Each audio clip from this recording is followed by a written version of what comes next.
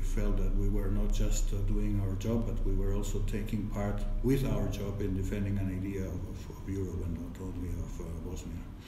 And that's what we did, but unfortunately accidents happen. This plane came with passengers in the cargo space, and also these people, they were just taking pictures from each other, and some even with tennis rackets, because we thought that this will just last a couple of weeks, so with the intention to come back. So we jumped into this plane, on this plane. The plane landed in Sarajevo, and this was the last landing for many years. It was when we just entered the terminal, bombing started, and the airport was not operational anymore. So it was really the last plane and the last flight to Sarajevo. And we just went there to see what was going on and to prepare for a better mission or for a longer mission. And when we got there, it was the siege started, and we couldn't leave till we really had to negotiate a kind of small ceasefire with people on the Serbs, radical Serbs on the checkpoints, because we had to take out David, who was seriously injured, and the dead body of Jordi. It was on the 17th of May, 1992.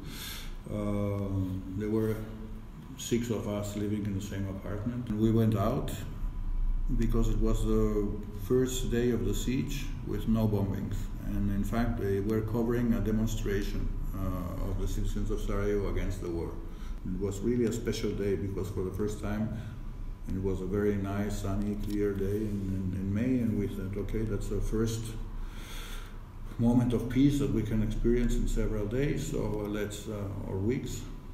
Let's go and enjoy the nice day, and let's cover this demonstration. In terms of shelling and snipers, it was a really calm day, till the moment when we heard an explosion.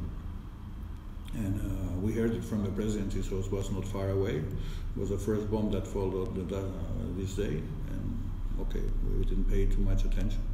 It was when we came back to the apartment that we found out that Jordi was missing, and David as well. So we started searching them. First at the police headquarters, and we asked at the different hospitals, and finally we found first David, who was in Koševo hospital, seriously wounded, and Jordi was still missing until Santi found him in the morgue. During all these years, I have never decided how to call it, an incident, an accident, or a killing. But of course, since it was the only mortar shell fired this morning, we can say that of course it was intention directed to them, so it's an assassination, of course, of an international reporter, and this is supposed to be a crime, but it has never been investigated. I must say that the civic movement to support Bosnia and all these campaigns, not only of humanitarian aid, but also asking the international organizations to stop the war, to stop the siege, and then later on start from the very beginning, after the signature of the Dayton agreements, open an office and start with the reconstruction, physical, emotional, economic reconstruction of Bosnia from the side of Barcelona city and Catalan in general, was also an impact that